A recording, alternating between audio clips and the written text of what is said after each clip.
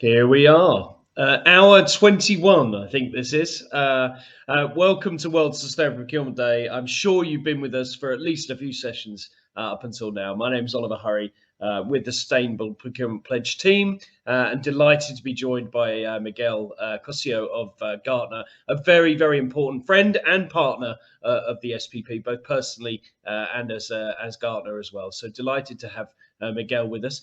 The topic of what we're going to be discussing today is about engaging suppliers and collaborating with suppliers. It's something that's been understandably a theme for the last 20 something hours that we've been experiencing. And my kids were in bed when I got up to take part in the first session, and they've just gone to bed again. So it's been a long day, but we have covered some amazing stuff.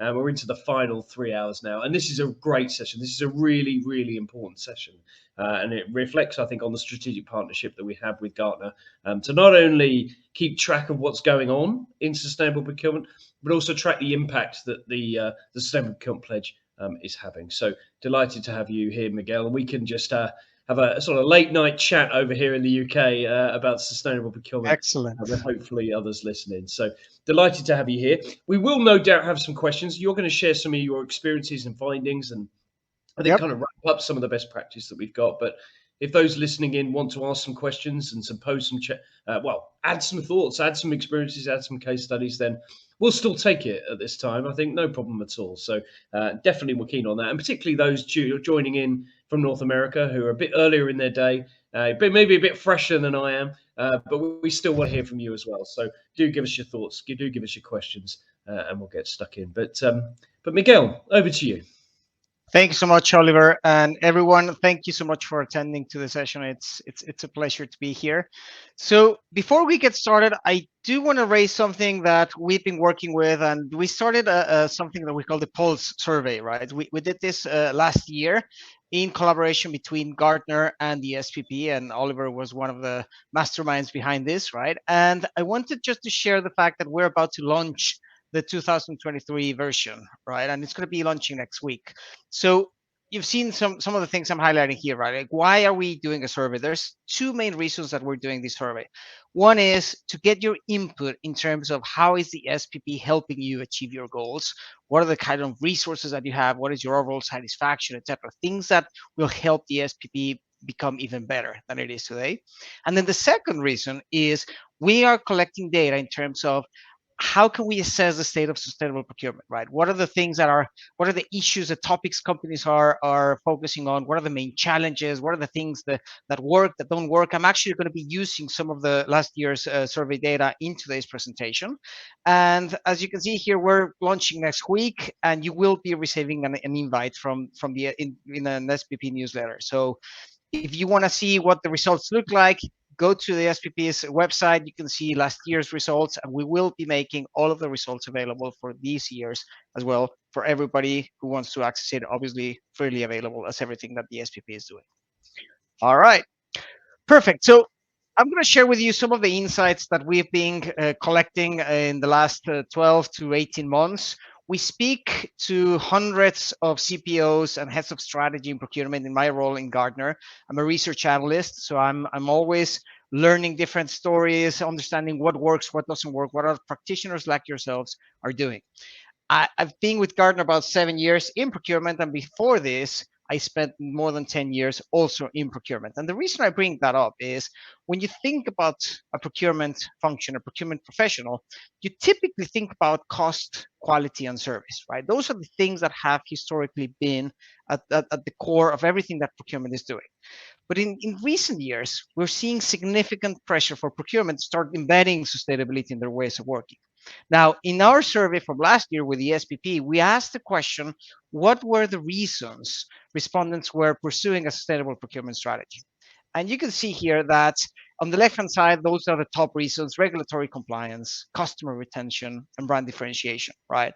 Those three things are pretty much what this means is if you are doing this because of regulatory compliance, you're among the top ones, but it's most likely that even if you don't face any sort of regulatory pressure to start working on embedding sustainability, your customers are going to be asking that. And if your customers are not asking for it, it's most likely that your own company, your own brand is trying to use this to differentiate themselves from others, right? Now, one thing that I think is worth clarifying that every conversation I have with clients and people I speak to is, what do we mean by with sustainability?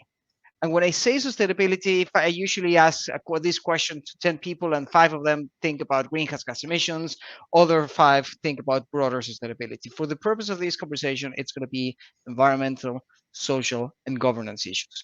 It could be compliance focused, it could be beyond compliance.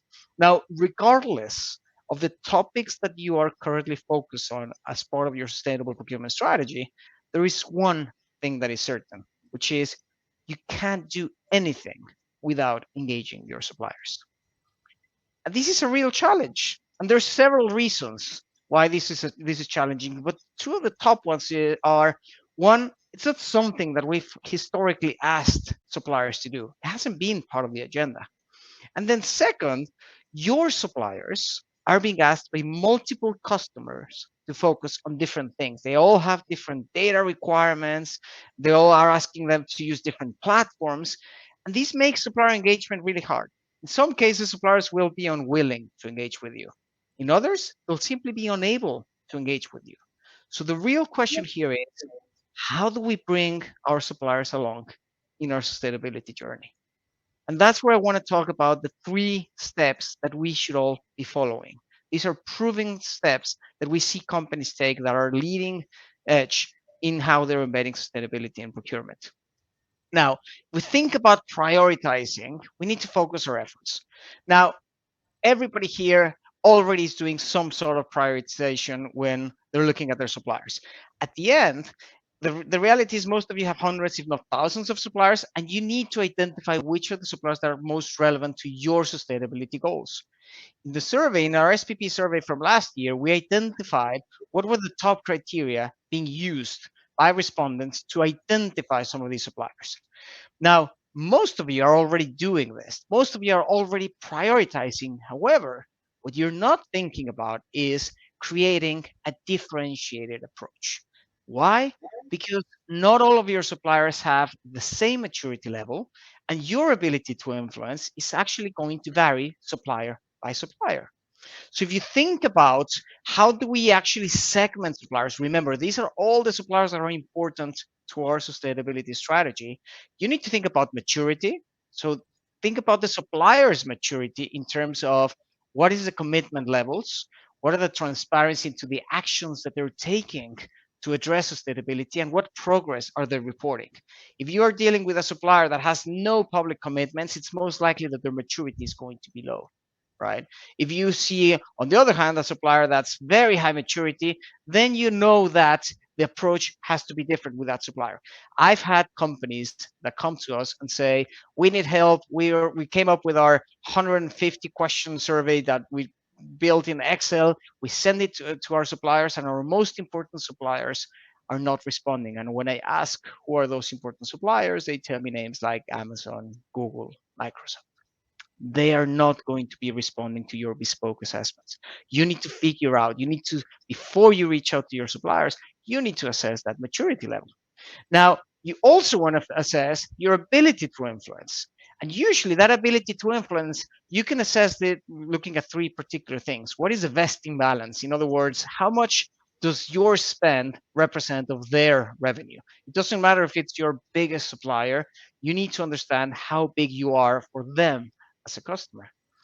Most likely in terms of growth potential, if you have a small supplier that they know that they can significantly grow with you, your ability to influence is going to be high. And then also the relationship type. Maybe they're strategic to you, but you're not strategic to them. Now, once you start thinking about these two particular axes, your particular approach is going to be different. So if we start with the top, suppliers that are high maturity, where you have a high ability to influence, where you might have a good strategic relationship, or where you represent a significant part of the revenue, you want to make sure that you're working with them, you're collaborating to learn from them. What is it that they're doing with the rest of their suppliers? And you start partnering with them to drive change. On the other hand, if you have a high maturity supplier that you have low ability to influence, you need to adapt. You need to adapt to whatever they are currently doing, because remember, the challenge or the main goal is not to collect data from them. It's to make sure that these suppliers are working on the right items, on the right things to drive your sustainability strategy.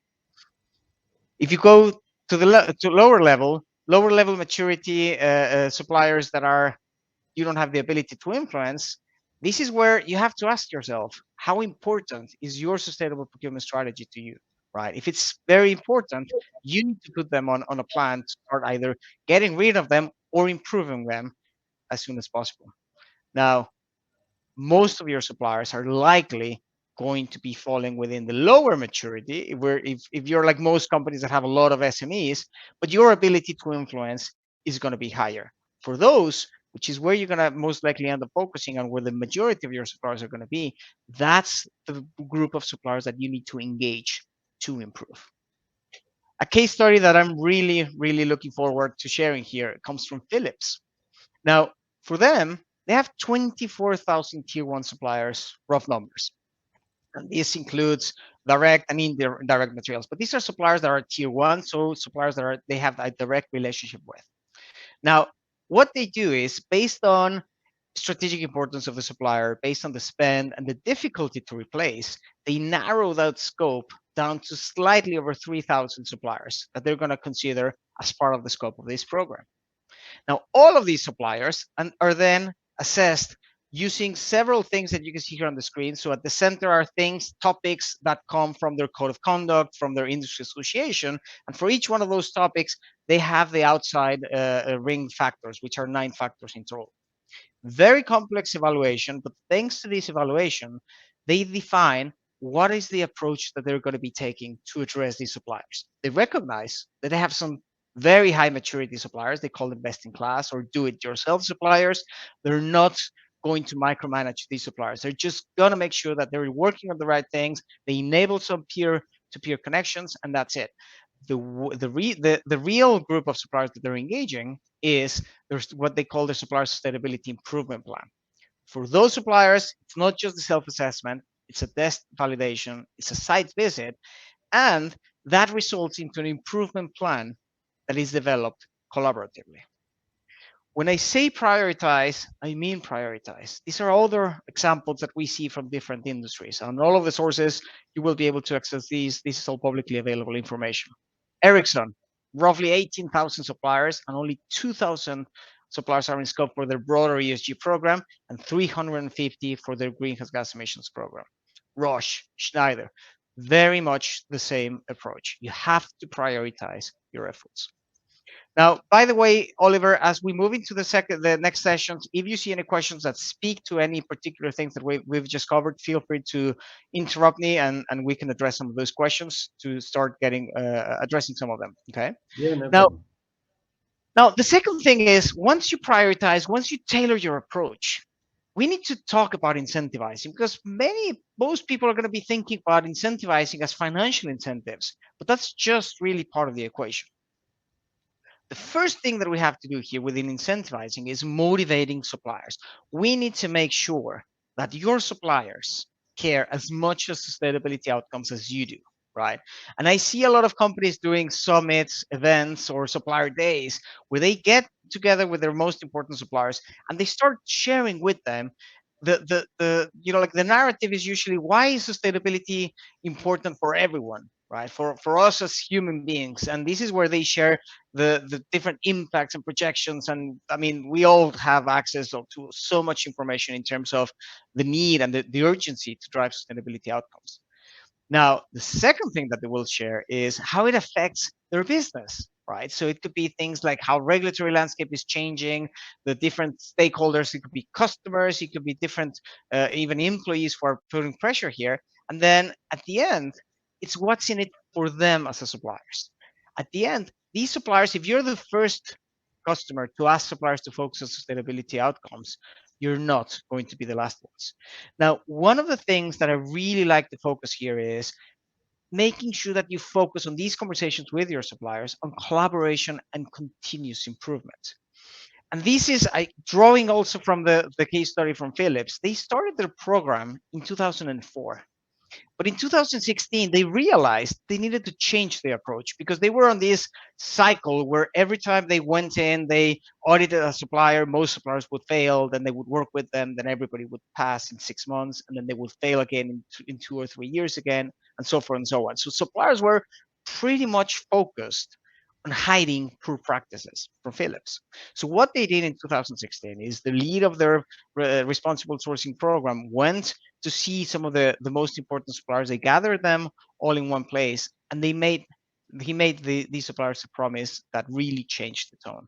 He told them, no supplier will lose business over a poor sustainability score. No one. That's my promise to you. You will only lose business if you fail to improve. Completely different way of approaching this. All of a sudden, suppliers were less worried about hiding poor practices, and they were more about opening up the books, sharing what they're doing, and then making sure that they started making progress. Now, as you're incentivizing your suppliers, you need to make sure that you're embedding your sustainability goals into your decision making.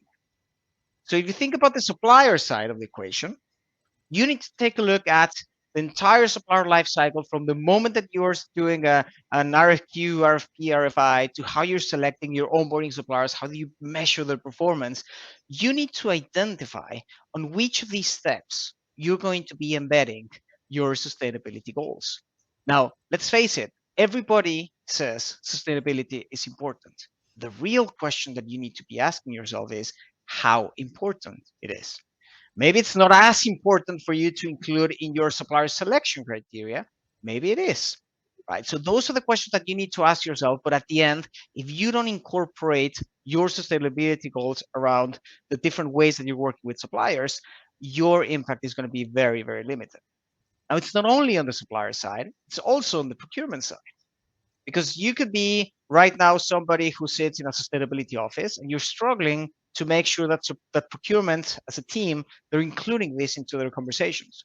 So procurement teams, procurement leaders need to embed some of these things also on their goals and objectives. Perhaps if you have category strategies going on every year or every 6 months, you want to make sure that as you're speaking about cost, efficiency, quality, etc., sustainability has a part in the conversation.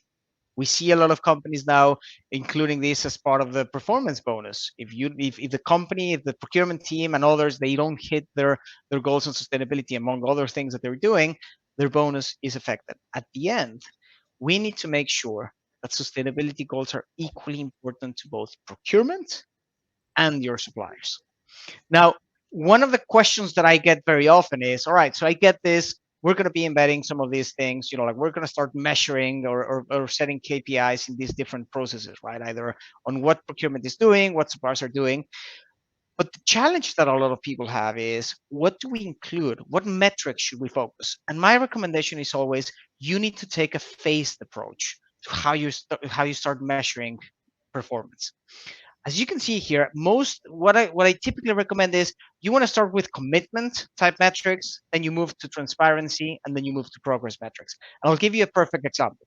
If I tell you that I'm planning to lose 20 pounds, 20 kilograms in the next 12 months, and I've made a public commitment that everybody has seen publicly, your confidence in my ability to hit that goal is going to be higher than if I hadn't made a commitment. But if in addition to having that commitment, I tell you, I give you transparency into the specific actions I'm taking to make that happen, like joining a gym and taking classes and eating healthier, then your confidence in my ability to hit that goal is going to go up. And if I start showing you progress metrics, how I've been losing weight and the metrics I'm measuring, etc., that confidence goes even higher. The key point here is this is how you move from ambition to impact.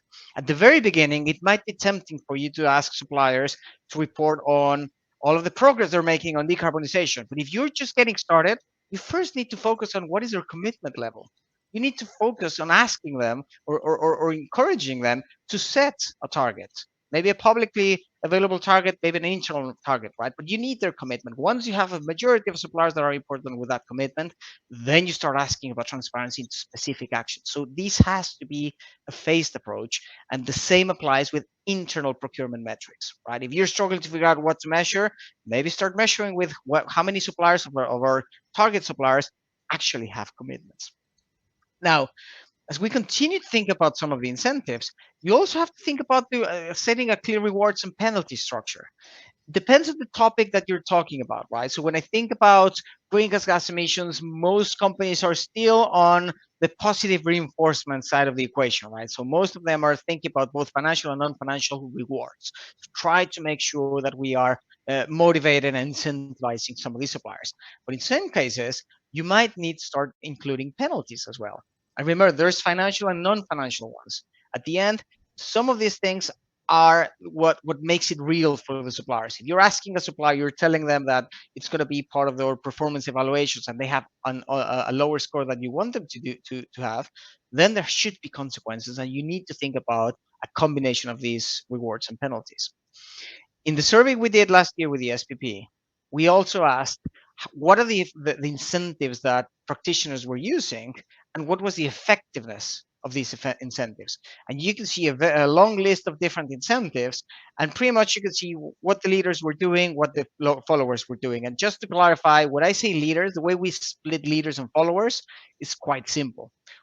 Based on leaders in this survey were the ones who told us that their suppliers are making progress to how they're performing against sustainable procurement goals, right? So the ones who are making progress, whatever it is that they're trying to achieve, the suppliers that are making progress, those companies, those respondents are leaders.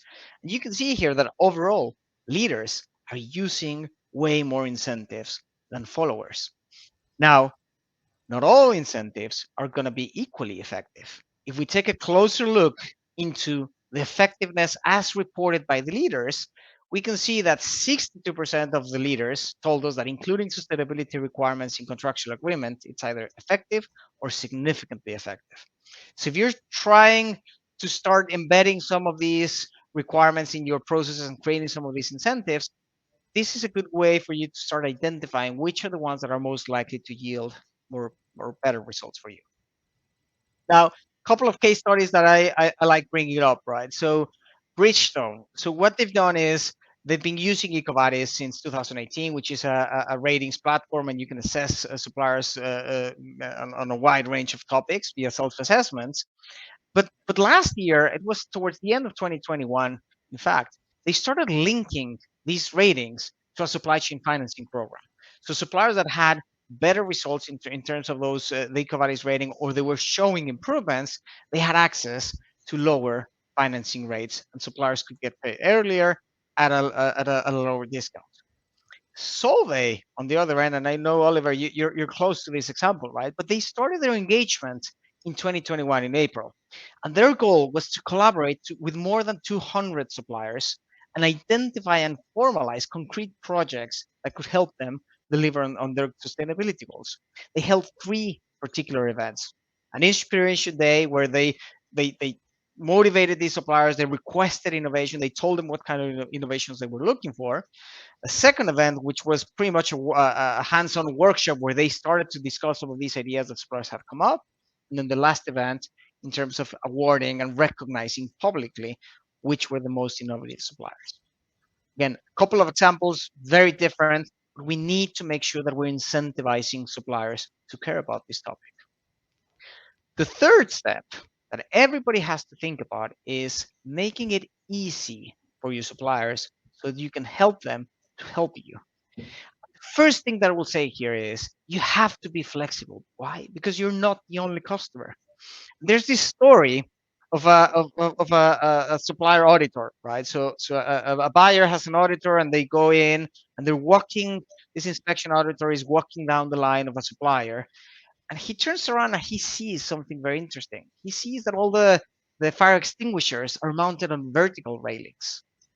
So he turns around and asks one of the workers, like, why do you have this in a vertical railing? And the worker responds, well, for you, you're asking us to have the fire extinguishers at 1.5 meters above ground. But we have other customers that ask it at 2 meters and then another one at 3 meters. So we just put them on vertical railings and adjust so that we're ready for the audit. That's insane.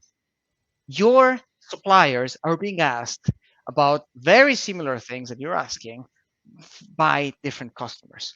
So we want to make sure that as we are asking them to focus on certain things, as we're asking them for data, we're aligning with industry peers as much as we can. We're using common platforms so that suppliers are not forced to spend hours responding to a 150 bespoke survey that you send them on Excel.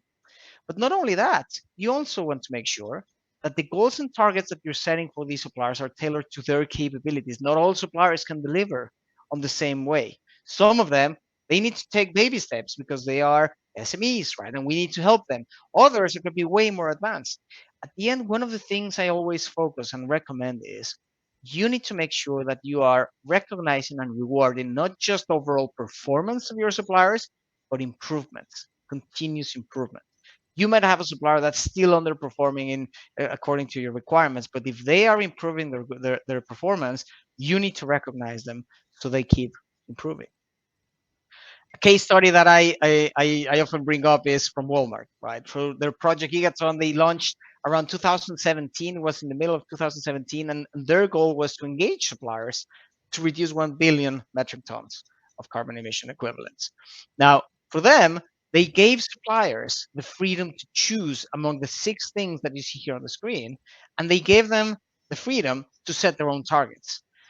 Suppliers enroll, they choose where they want to focus, they set the targets, they start reporting on some of these targets, and up to date, more than 4,000 suppliers have signed up for this project Gigaton, which is significant. Now, as you think about making it easy, you're going to be flexible, you're trying to avoid being the only company asking them something very different, but you also have to think about capability building. And there's a wide range of options that you can offer suppliers to help them develop their capabilities, from low touch, where you might reach a lot of suppliers at almost no cost, to very high touch, very high intensive, and sometimes expensive. A few examples for you that you can think about and you can take away. And we had some great sessions today and some of the resources available, right? But we see a lot of companies simply pointing their suppliers to recognize public resources. If you don't have the budget, if you don't know how to help your suppliers, make sure that you're pointing them, for example, if it's on greenhouse gas emissions, to the SME Climate Hub, right? This is something that suppliers can go in, they can train themselves, they can calculate their emissions, and they can start making progress at almost zero cost to you as a buying organization. If you think about going further, other options are setting up company specific resources. We see companies like Microsoft, of PepsiCo, creating their own set of resources that are curated resources, sometimes public, sometimes privately developed just for those suppliers. Suppliers have to sign up, they have to go through credential screening, etc. But they create these resources to start helping suppliers in how they are performing. And we see other companies building supplier collaboration networks. Sometimes we see these being enabled by digital tools. Sometimes we see them being enabled differently without that specific digital tools. Bayer is one of them. And we've seen companies like Toyota and others creating these tools where suppliers can come in, look at different projects that they could be working on, ask questions, and collaboratively start developing the capabilities that they need. Enablement programs is another one that we're seeing, and one that I think is worth highlighting is what AB InBev has been doing. So they launched this at the end of 2020. They have an Eclipse program that focuses on broad ESG issues, but their Eclipse Activate, we've seen Oliver has facilitated some really good conversations with that team, and this particular program that they have is focused on a handful of suppliers, the ones who are the highest emitting suppliers. Last year was around 30 suppliers. And the point here is to enable pre-competitive collaboration where they're bringing in funding consultants, they're helping these suppliers identify some of these projects, and they're helping them through the implementation phase. As you can imagine, this now bears a cost, right? Very different from low touch alternatives. The last thing that we also see is when you start doing one-on-one suppliers, when you might do on-site workshops. Philips, again, They do what they call supplier factory energy scans. I've seen this being referenced as energy audits, right? Where companies go in, they focus on a particular supplier, and they make sure that they're working with them to identify certain projects to drive their emissions reduction or improvements.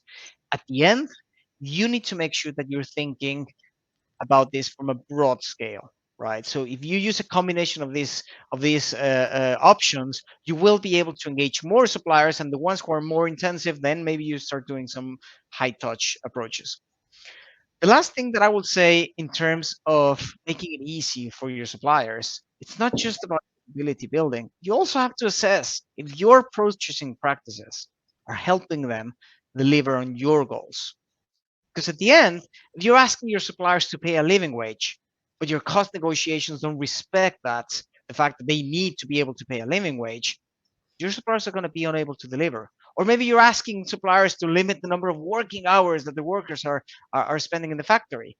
But if your planning and forecasting processes are completely off and you're always asking for things outside of lead times, that's also going to prevent them from delivering. Now, one of the big things that everybody asks me very often is how can digital solutions help? This, to me, sustainability has become what the topic of analytics and machine learning was 5 years ago. Right? Every vendor that you talk about, they're going to say, "We promise we can help you with sustainability." The reality is, some of them will be able to help you, some of them won't. From an end user perspective, it's becoming very, very complex. There's a lot of noise on the different tools that are out there. So I want you to think about as you think about all of the different tools or platforms that you can use to drive sustainability outcomes. We've identified or tried to group them in these 5 different buckets that you see here on the screen. So if I go through these, the first one is supplier sustainability applications. You can recognize these tools because they're focusing on many topics, right? Multi-issues. So it's not just greenhouse gas emissions. It can be modern slavery. It can be living wage. It can be several topics across a broad range of ESG issues. They're using surveys or self-assessments, right? And they're top-down. So those are most of the tools. I mean, the tools that are most recognized out there are going to be some of these supplier sustainability applications. Now, there's other tools like risk data sources where you don't have to collect any data from your suppliers and you can still come up with a score for your suppliers. Obviously, these vendors are using publicly available or sometimes private databases. They're scanning websites, they're scanning news outlets, they're scanning sanction lists, etc. They're doing this to come up with a score for those suppliers. As you can see, it's really easy. You go really broad, but you might not be going very deep. So you will still most likely still need a supplier sustainability application. We see others like specialty applications, which are exclusively focused on one particular topic, usually around greenhouse gas emissions, supplier diversity, maybe complex minerals, right? So they can do a very good job at just one topic. And then we see others that are not as likely. We don't see that level of adoption yet in terms of worker engagement tools. So you're not only asking suppliers if they have a policy, you're asking their workers if they know that that policy exists, and it almost serves like a hotline. That's a type of technology that sometimes is a little bit more challenging for suppliers, for buyers to roll out, because as you can imagine, it's somewhat intrusive, and sometimes suppliers will say, "We won't do that." The last type of applications that you can use is traceability and transparency. These applications are extremely focused on unveiling your multi-tier network, and in many cases they make this information available to others. If you look at many retailers, like manufacturers of shoes, etc., you can look at, as a customer, you can see where those shoes were manufactured, who are the tier 3 suppliers, etc., etc. The key point here is, most likely, depending on the ambition of your sustainable procurement strategy, you will end up using multiple solutions. If you're waiting for one solution to be able to cover absolutely everything that you're trying to do, that solution, I can tell you, it simply does not exist. So keep that in mind. And there you have it. At the end, it's 3 steps that everybody should think about: prioritize, incentivize, and make it easy by using the right digital tools. And the last thing that I'll say before we open up for Q&A, to me, again, I've been in procurement for the last 17 years or so, and there's never been a more exciting time to be in procurement. We're perfectly positioned to drive action. And we know that the journey to a sustainable supply chain is going to be a long one. Requirements will change, goals will get tougher. But one thing is certain, the topic of sustainability will only continue to grow in importance. And only those that can successfully engage their suppliers will be able to deliver on their goals. So, Oliver, any Thank you. questions that have come up that we might be able to field in the few minutes that we Yeah, have? no, absolutely, absolutely, and we've got a bit of time as well. So, I just I wrote down quite a few notes from your presentation. There's so much good stuff in there. I know we kind of riff on this every month on our call and compare and contrast, but absorbing this best practice as we both do. I think you've captured it brilliantly. That deck gets better and better, and I love to see it freshen up every time. It's brilliant. There's a few thoughts in there. I mean, I love the way you've included the Philips case study. And while I'm sharing some of this, maybe you can look at some of the questions so you can give us a chance to prepare some Absolutely. answers. But I just emphasize, I love the case study from Philips. I think that story of what Philips have done, and in fact, perhaps Philips themselves, obviously, their business has evolved and changed and become and everything else. But that story hasn't been praised enough. I mean, it's going on a few years now, but that story of completely changing a mindset to engaging suppliers and saying, no, we're not going to hide or encourage you to hide. We're going to actually reward you for finding stuff that's going wrong. That mindset hasn't stuck enough and hasn't become as widespread best practice as it can be said. And because the level of change in performance that they were seeing once they were going back and checking and recording was incredible. And it's interesting how that world hasn't changed. The cynic in me might say that a world that's driven by audit companies and a lot of money in audit companies may suggest that perhaps audit is encouraged to carry on, shall we say? And in certain instances where audit isn't could be replaced, or certainly the traditional audit, you might infer that perhaps there's reasons why that has stayed the same. But maybe that's me being the cynic. I think the other case studies that you highlighted in incentivize were really good. I mean, as you mentioned, Solvay, which again was a fantastic program of events run with Supplier Day, who are running this event, in fact, here today. In fact, Emily, who has been supporting and running this, worked at Solvay during that time. So I presented on those engagement days, and they weren't just supplier engagement sessions where the suppliers turned up and they listened to Solvay tell them what they wanted. They actually had the buyers from Solvay in breakout rooms with suppliers saying, right, what are we going to do? How are we going to solve this? You got any ideas? No, I don't know. They were actually working through it together. Now, that's not communicating to suppliers. That's not engaging with suppliers. That's not even collaborating with suppliers. That's problem solving. That's innovating with suppliers. And I think when you look at that kind of maturity spread and you look at capability building, capability building gets to a point when if you've got really high mature suppliers and you want to have really high impact engagement with them, then you need to innovate with them. I think that is the sort of next generation is doing that. And so Solvay ran a fantastic competition with their suppliers to say, come back to us with innovations of how we can actually take this forward. And that feels like that's the new, and that's the next phase of doing this, which I think is fascinating. And it's a fundamental change on how procurement leaders typically think, right? So we're used to telling suppliers what to do. We're used to telling them this is the widget we need at what price, and that's it, right? So it's a fundamental change on how companies need to start addressing suppliers, engaging them. Yeah. Absolutely. But procurement are saying that they want to change. They want their job to change. They want their responsibilities to change. They want the level of respect to change. They want the amount of value that they create to change. So they don't want to be considered cost only, right? So it's like all of the value we're doing. Absolutely. It's a great opportunity. So I think it's a great opportunity for procurement to evolve the way it does things, to evolve the way it creates value, to be the innovators rather than the cost cutters. And I think this is a huge opportunity. And I think, again, you just highlighted that it is possible, it is able to be done. It takes a bit of boldness from procurement professionals to do that, to step outside of perhaps even what their boss is telling them to do. I think that's a really important thing. If you can take your boss back evidence of new exciting value and new examples, then I think that's a really important thing. So absolutely. So some questions I'm seeing here. Yes, absolutely. So one of the questions from Mike, right? So it seems more leaders are using the stick rather than the carrots, right? So setting requirements versus preferred status.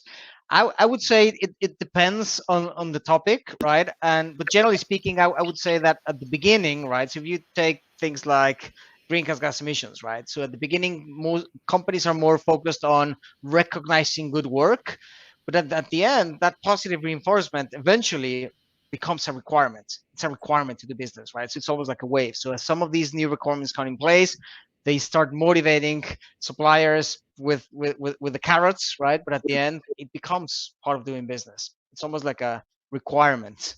So that's I wouldn't necessarily say like leaders are only using sticks, right? So I think it's a combination. So that's one thing. Oliver, what do you see there? You're on mute. I lost you for a second. You hear me? No, I can read your lips, but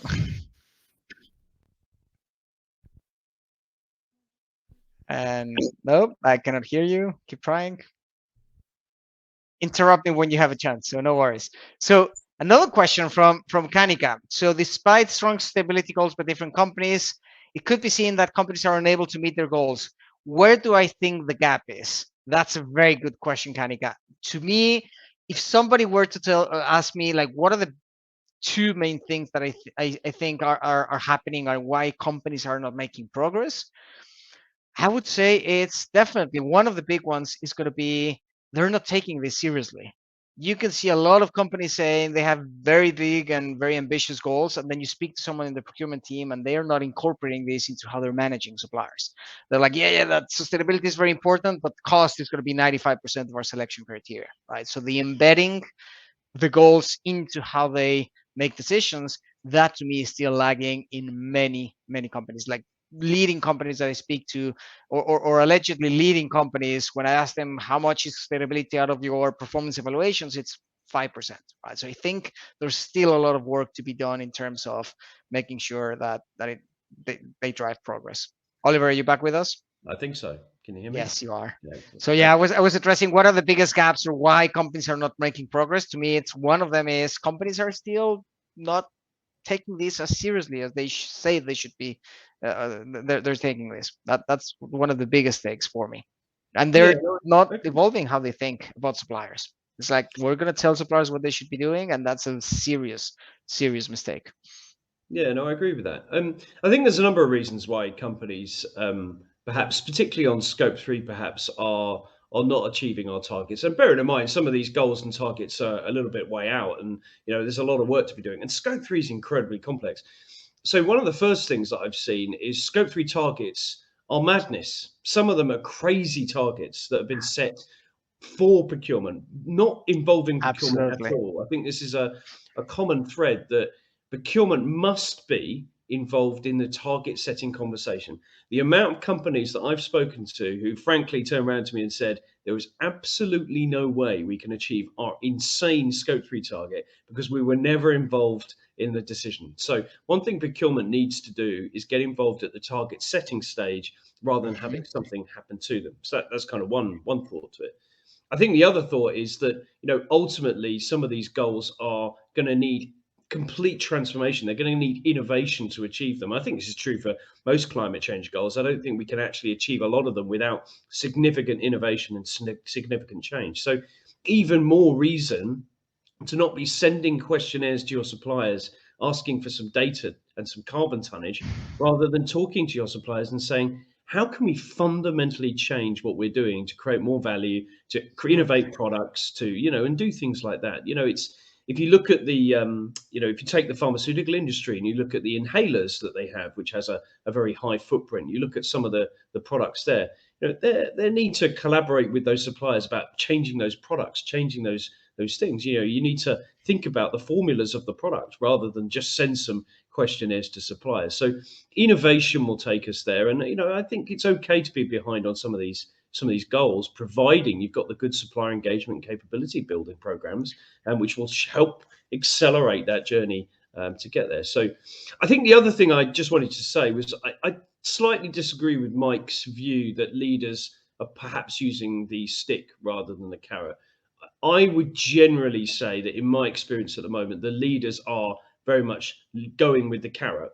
I think it's an empathy thing. I think we had this again in previous sessions.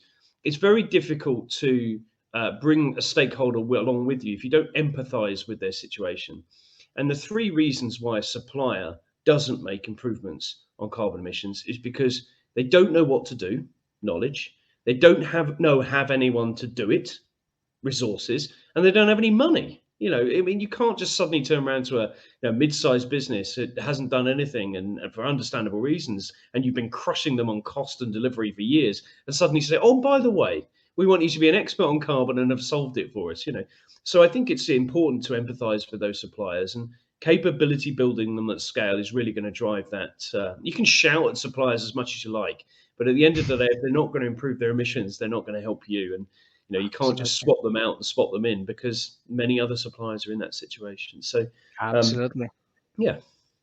Agree. There's one more from Caitlin, right? So the one procurement wants to change. How much of the change we're talking about requires formal change management frameworks and programs?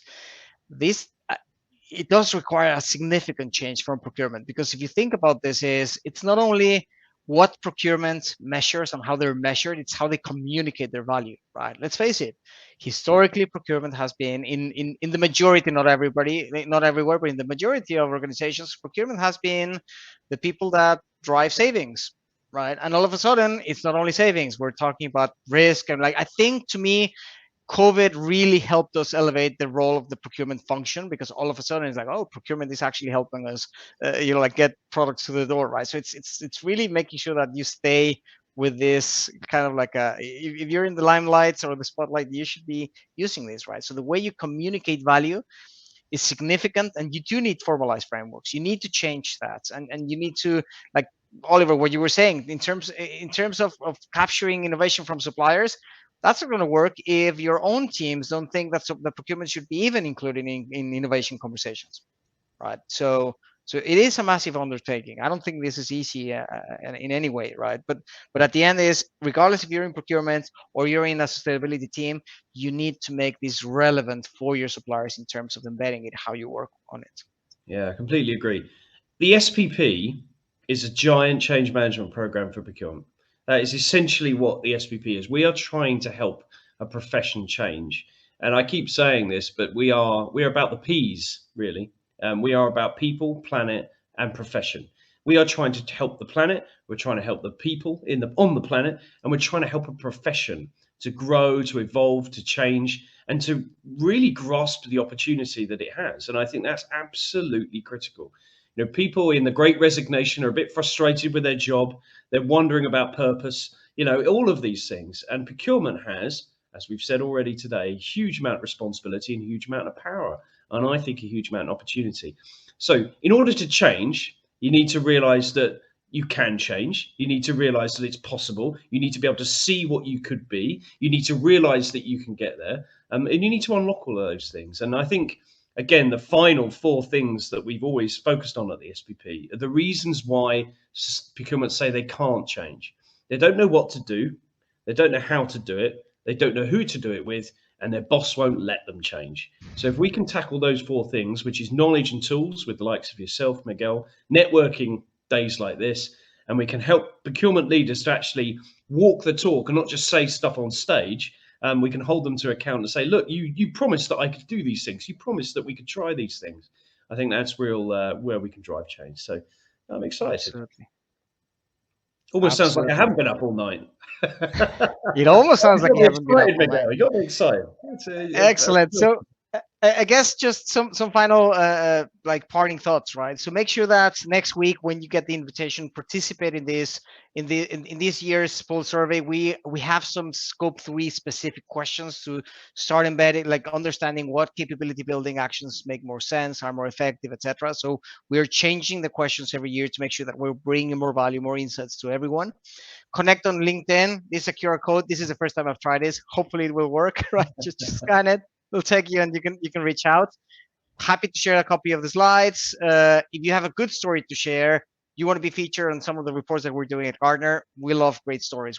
This is how we grow, right? It's we collect, we identify some of these best practices, and we share it with the world, right? So everybody can improve. And last but not least, make sure that you're joining the SPP because it's a terrific resource. Absolutely. And can I just emphasize as well, this is not a survey. This is not just like a one of those surveys where we produce some reports. This is the fundamental barometer of whether the Sustainable Procurement Pledge is actually achieving its impact. It's Absolutely. having an impact. So we're tracking with you year on year with the same questions to see if we are actually improving as procurement professionals. That's point one. The Absolutely. other point is if the Sustainable Procurement Pledge is going to exist and improve, we need to prove that we're helping you as procurement professionals listening in, that we've helped you change.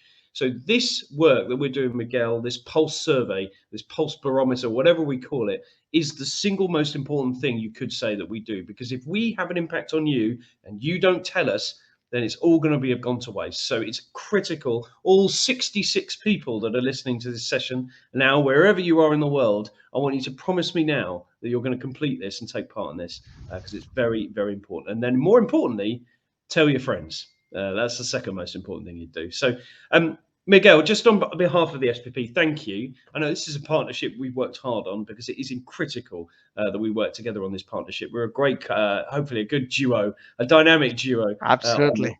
You can be Batman, I'll be Robin. We'll keep it like that way of working. But just a huge thanks for your support. Really appreciate this session. Everyone, thank you for listening in. And yeah, couple of hours left. Who's going to last Excellent. to the end? Good luck. I'll see you there. Thanks, See you everyone. there. Have a See you at good the day. end. Take care. Bye-bye. Bye.